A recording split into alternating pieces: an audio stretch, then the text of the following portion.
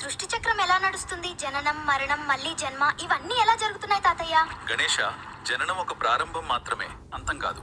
ఈ సృష్టి చక్రంలో ప్రతి జీవి ఒక ప్రయాణికుడు. 84 లక్షల జీవరూపాల మార్గంలో కొన్నిసార్లు పక్షిగా ఎగురుతారు, కొన్నిసార్లు జంతువుగా బాధ అనుభవిస్తారు, మరికొన్నిసార్లు మనిషిగా పుడతారు.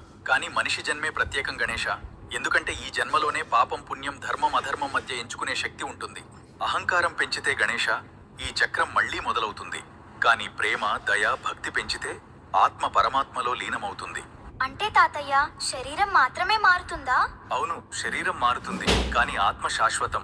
అందుకే జీవితం చిన్నది కాదు గణేష, అది అనేక జన్మల అనంత ప్రయాణం.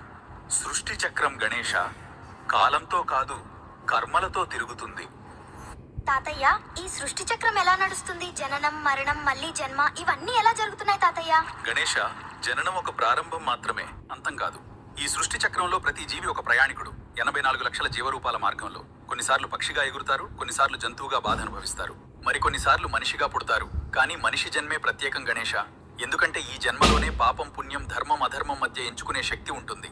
అహంకారం పెంచితే గణేష ఈ చక్రం మళ్లీ మొదలవుతుంది. కానీ ప్రేమ, దయ, భక్తి పెంచితే ఆత్మ పరమాత్మలో లీనమవుతుంది. అంటే తాతయ్య, శరీరం మాత్రమే మారుతుందా?